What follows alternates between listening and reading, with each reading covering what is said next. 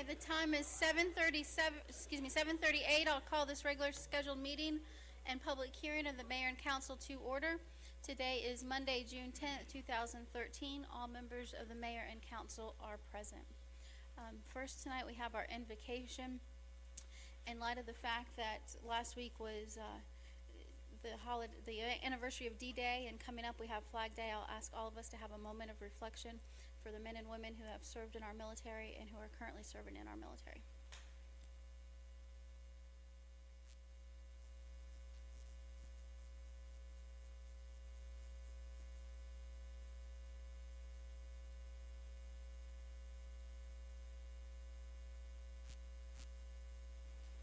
Thank you. Thank you to all of them for their service.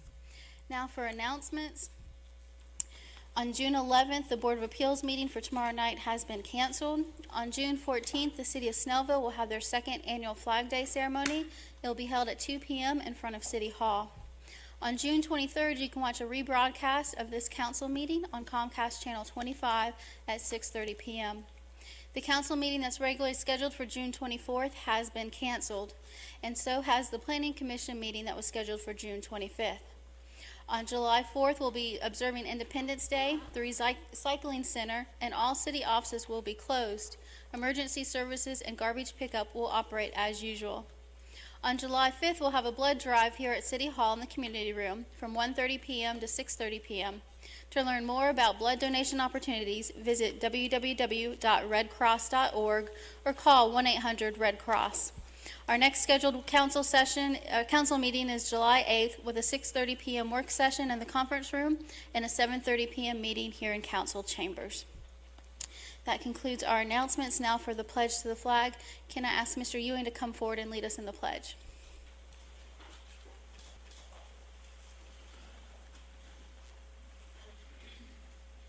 I pledge allegiance to the flag of the United States of America and to the republic for which it stands, one nation, under God, indivisible, with liberty and justice for all.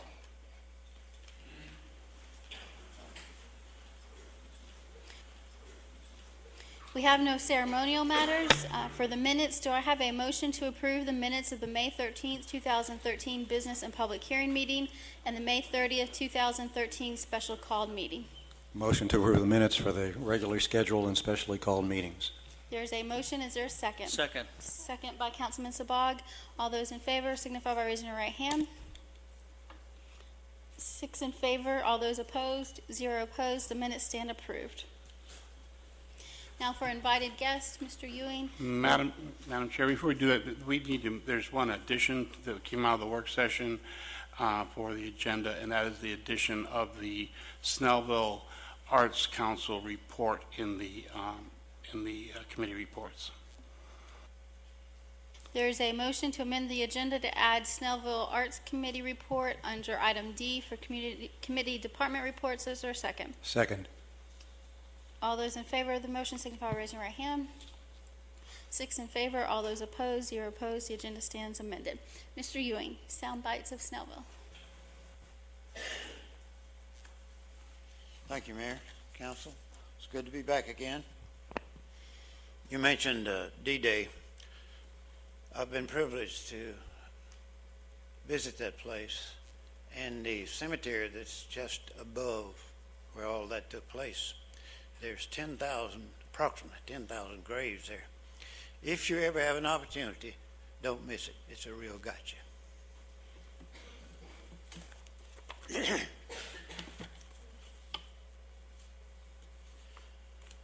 I believe the last time I talked about businesses in Snellville, and the points I left you with is the community started out with one business in the late 1870s, a country store selling merchandise to local farm families.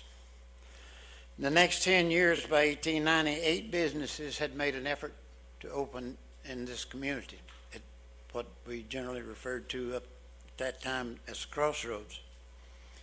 And in the next 10 years, by 1900, the businesses here had doubled. And thereafter, the businesses gradually dropped until the 1940s. In 1941, World War II, followed by the Korean War, the phenomenon of growth and change came to Snellville, as well as the rest of the county and as well as the rest of the state. Tonight I'm going to talk to you about telephones and electricity.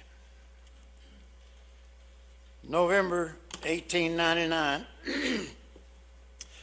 local news article announced the telephone line to Snellville is nearing completion. A lot of people think the first telephone came in 1940, and I'll talk about that in a minute. 1899, the first line is being completed in Snellville. The same local news announced that Dr. Kofer, remember I talked to you about Dr. Kofer, who lived up on 78, January of 1900, the local news announced that Dr. Kofer had installed a telephone in his home office. Well, who better than a local doctor? However, who could call him? Nobody had a phone. But he could call his counterparts, I'm sure, in Atlanta or Lawrenceville or wherever, and they could discuss cases and what have you. But soon people began to get phones. So we can document the first telephone arrives in the Snellville community in January of 1900. And that's probably what they look like. Party lines, you can just see the edge of the crank on the right-hand side there. You picked up the receiver and you cranked it up, and the operator answered, and you said, "Susie, get me the doctor,"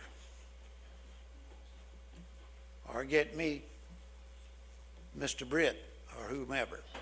And the phone started being picked up around the community because it was a party line. Everybody wanted to know what was going on. Social communication, I guess, kind of what we've got now. The local news article continued to urge local citizens to acquire a telephone for the next 12 or so years. After all, it would cost only $1.50 a month. Now, real quick, how much is that a day?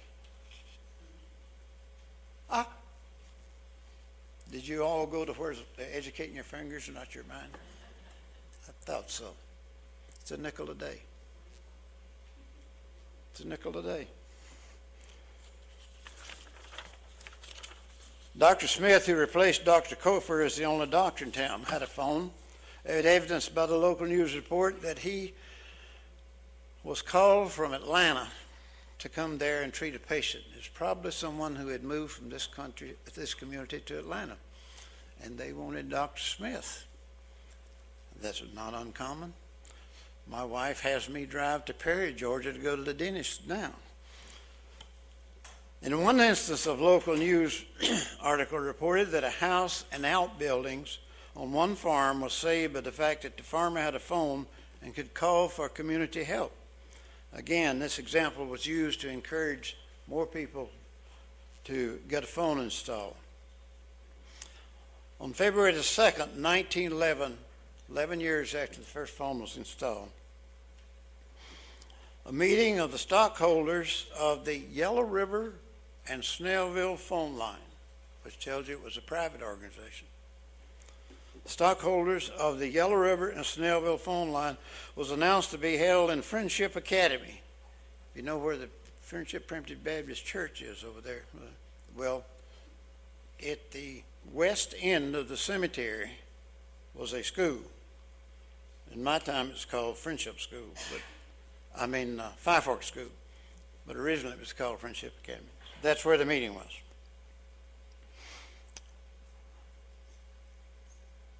Now, even though it was a private, I understand, and I don't have documentation on this, that the lines went into foreclosure or bankrupt and were later sold to or were taken over by Bell Telephone Company, not Southern Bell, Bell Telephone Company. Found no mention of the local phone line activity after 1913. I believe before 1920 the telephone lines ceased to operate. I know in my grandparents' home this old phone was still hanging on the wall, but it never operated in my lifetime. So Snellville was left without a phone from around 1920 for about 20 years. Now the next generation of telephones, which some people think is the first, this is a poor photograph at the end of officials at the installation of the new phones in Snellville. It was January 1940, almost 24 months before Pearl Harbor and the beginning of World War II. That's significant.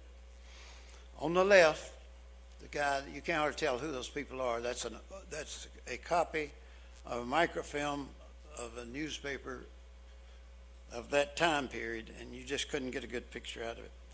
The gentleman standing on the left is Mayor W.C. Britt.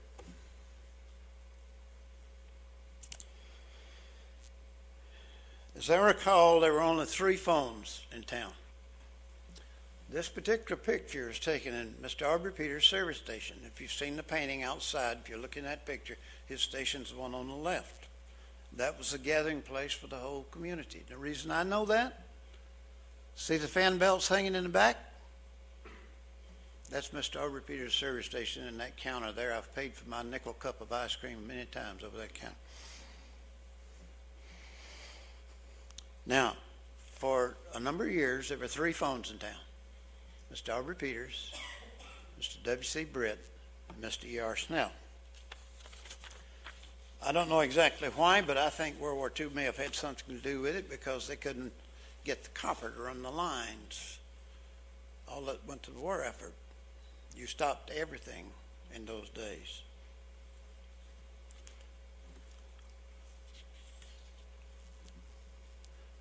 This phone was the most common type used for years, both home, business, government offices, or what have you. Some of you I know remember those. Variations of that phone was it for many, many, many years. And then they got a little button on it called a hold button. And then in the offices they put 3 or 4 other buttons on, and you could punch it and say, Bill, pick up. The phone's for you. You know, you became an operator for it, so forth, so on. Anyway, from that, things began to take off. Well, that was 73 years ago when that phone was installed in 1940. And how times have changed, what new technology has wrought. Better? Well, yes. But I won't get into that right now.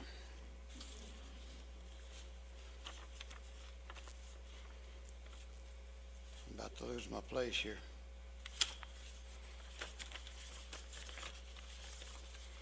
If you'll excuse me just a minute.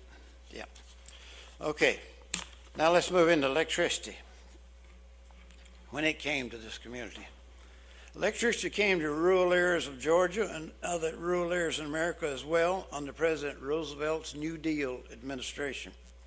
The Rural Electrification Association, commonly known as REA, would underwrite cooperative electric companies for rural areas.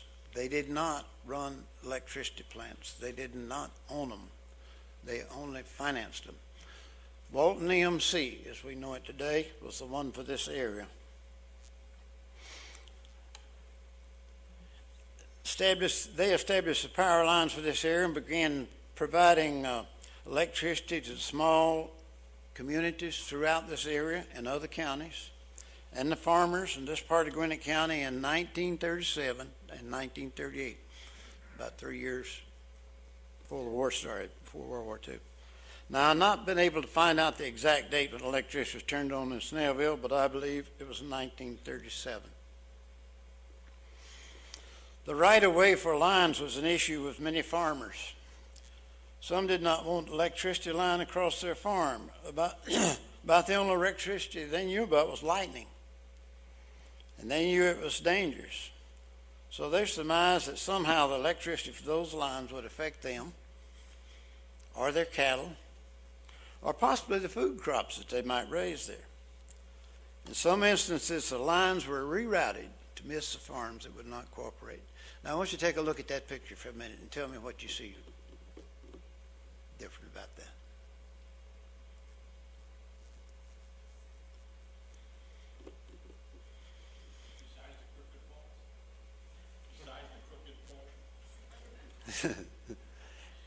How many guys you see around that truck? Well, it's not y'all in the Department of Transportation. How many do you see around a truck today setting a pole?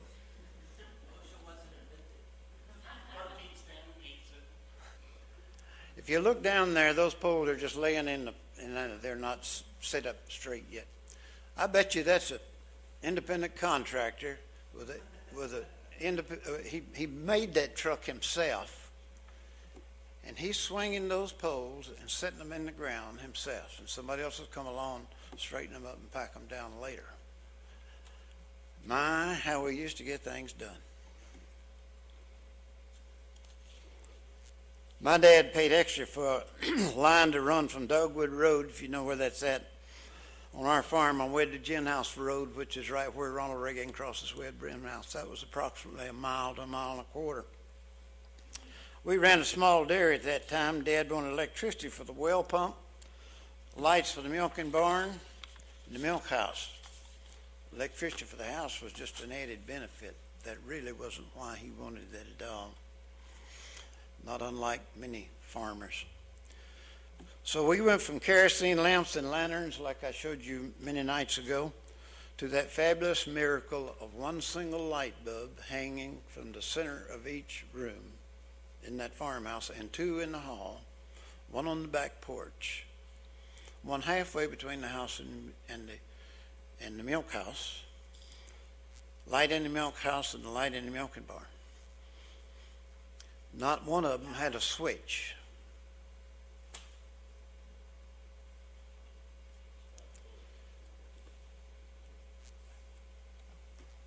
I traveled to Kansas since I talked to y'all last, and I went to the home of President Harry Truman.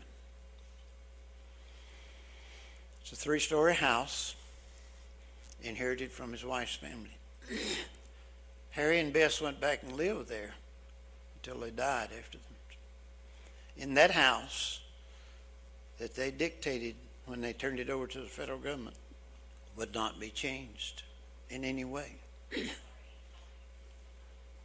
By their little kitchen, 2-place table kitchen where they ate breakfast. Harry and Bess ate breakfast. Harry would not let them put in a switch. Coming down the stairs from 3rd floor, Harry couldn't see very well. I didn't realize this at the time. As he came down from the 2nd floor down, a string hung from the top of the ceiling of that 3rd floor where that light was fastened in the ceiling, all the way down where Harry could reach it. Isn't that something? The President of the United States went back and lived, and he said, no, I don't need that. Just a pull chain's all I need. I thought that was interesting.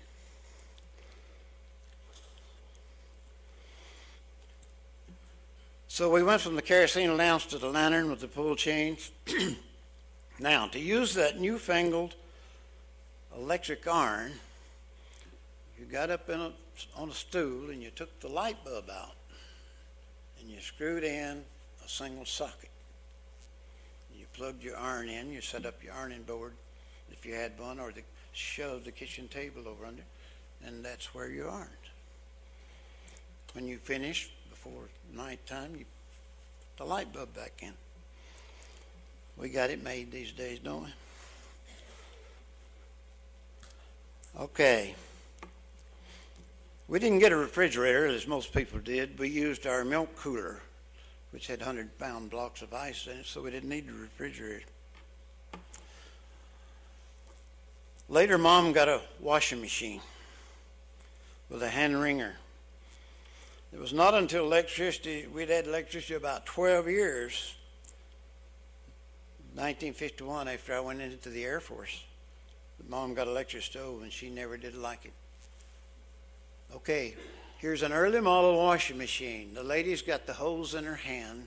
She's running the water into the tub. We'll dump the clothes in it, put the lid on top of it, and turn it on, and it will wash the clothes.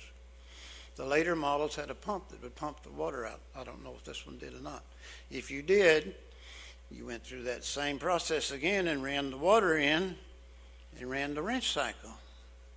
When the wrench cycle was over, you then ran the clothes through that wringer, wrung out the clothes and took them out and hung them on the line.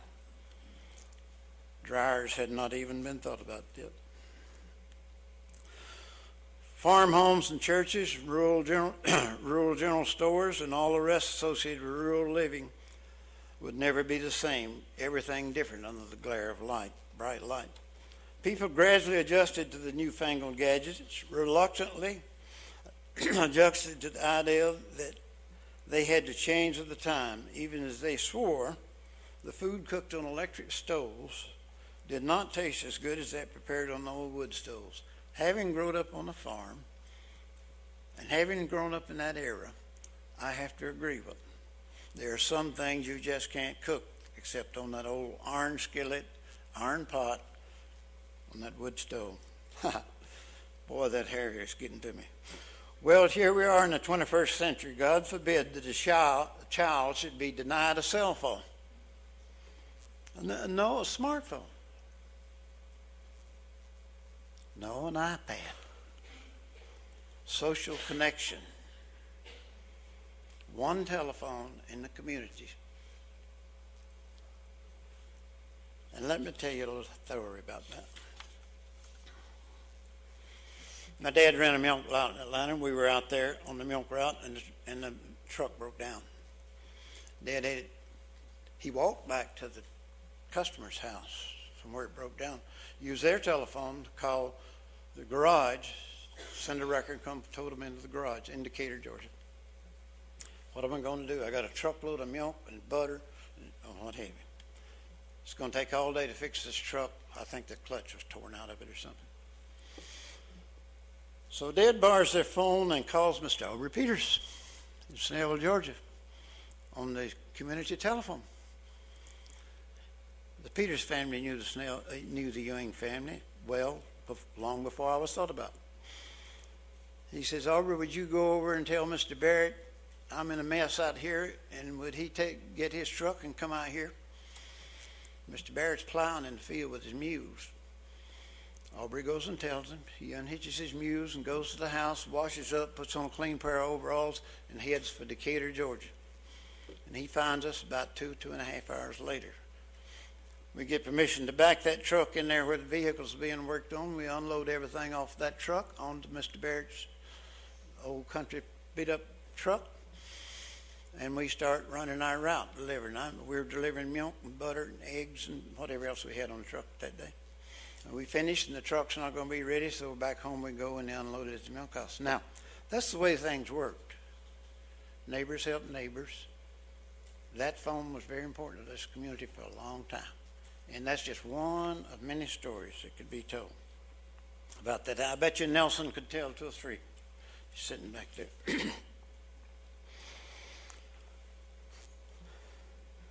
I wonder if the fabulous technology, if properly used as a tool with a modicum of common sense, is a great, great invention. It helps us a great deal. Note, however, that statistics now confirm those fabulous inventions are a greater contributor to driving accidents than driving under the influence. A greater contributor to driving accidents than driving under the influence. So I'm not so sure common sense always accompanies the use of the modern day communication tool whose ancestor was the lowly telephone. Luxury, we have become accustomed. No, we've become addicted. But I'm here to tell you, they're not one of life's necessities, and I know you don't believe that. And electricity, the average household, no, most households are absolutely certain they cannot function without electricity. But you can. Just ask those people where a tornado or a hurricane or a local thunder and windstorm has struck and wiped out their electricity. You can operate without electricity. It too is a luxury, not a necessity. You don't think about that as a luxury, do you? But it is. To those of us who grew up before it got here, know that it's a luxury. And I know, and like my kids, you don't believe that either. You know, a large part of the world does not have electricity nor telephones. Wonder how they function. We did before we had it. But when compared to our lifestyle that we have become accustomed to, they don't function very well. 4 points. The first telephone came to this community in 1900, 23 years before the city charter. It went defunct. The second generation telephone came in 1940, 17 years after the city charter, and just before World War II. Rural Electrification Association, established in 1935 by President Roosevelt's administration. Walton Electric, established in 1936 with the help of REA, brought electricity to Snellville community and many other rural communities in 1937-38, and a major change into our lifestyle. Like most of the rest of the world, modern phones and electricity have become essential to our way of life. Any questions? Questions for Mr. Ewing? Thank you. Thank you, sir. That now brings us to